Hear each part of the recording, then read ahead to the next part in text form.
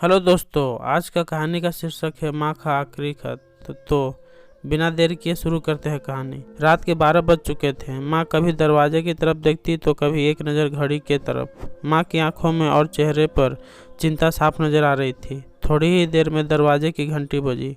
माँ ने काफ़ी तेजी से दरवाज़ा खोला और सामने बेटे विक्रम और बहु मान्यता को देखकर पूछा, इतनी देर क्यों हो गई? मैं कब से तुम्हारी राह देख रही थी। माँ, मैं अब छोटा नहीं हूँ, तू मेरी चिंता मत किया करो।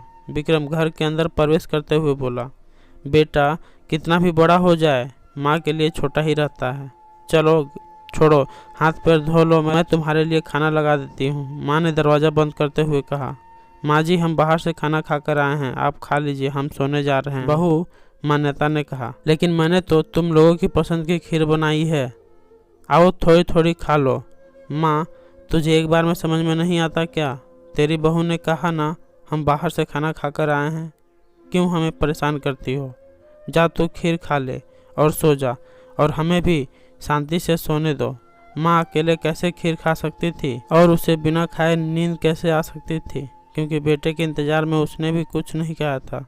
वह किचन में गई, एक गिलास पानी पिया और अपने रूम में चली गई। सुबह 10 बजे विक्रम की आंखें खुली।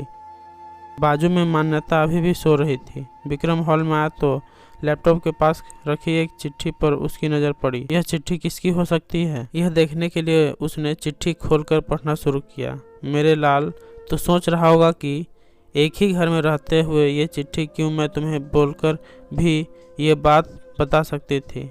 हाँ, बता सकती थी, अगर तू मेरी बातें सुनना चाहता तो। किसी एक्सप्रेस गाड़ी की तरह तू आता है और कुछ ही पलों में निकल जाता है। खैर, वो सब जाने दो। कल तुम्हारा जन्मदिन था, इसलिए मैंने खीर बनाई थी। सोचा कम से कम आज के दिन साथ में बैठकर खाना खाएंगे, मगर मैं यह बात भूल गई थी कि मेरा बेटा बड़ा हो चुका है, तो अपने दोस्तों के साथ पार्टी करके खाना खाकर आया। चलो, मुझे इस बात की खुशी हुई, मेरी दवाइयाँ ख़त्म हो गई है। मैंने कुछ दिनों पहले तुम्हें दवाई की एक चिट्ठी दी थी, अगर वक्त मिले तो वह दवाई मुझे ला कर देना, मुझे थोड़ी राहत हो जाएगी। विक्रम को याद आया कि 4-5 दिन पहले माँ ने एक दवाई की चिट्ठी दी थी। उसने अपने ऑफिस के बैग में जाकर उस चिट्ठी को तलाशा और उसे खोल कर देखा। उसमें लिखा था, मुझे ऐसी दवाइयाँ ला कर दो जिसमें मैं अपने बेटे को भुला सकूं। विक्रम को रियलाइज हुआ कि मुझसे बहुत बड़ी गलती हो गई है। उसकी आंखें नम हो गई। वह तुरंत अपने माँ के कमरे की तरफ दौड़ा। सबसे पहले उठ जाने वाली माँ आज क्यों नहीं उठी थी, देखकर उसे आश्चर्य हुआ। उसने माँ को उठाने की काफ़ी कोशिश की, लेकिन माँ एक गहरी नींद में सो चुकी थी। विक्रम के पास फूट फूट कर रोने के अलावा और कोई चारा नहीं बचा। दोस्तों, यह कहने की ज़रूरत नहीं है कि माँ बाप जीवन में कितने मूल्यवान हैं।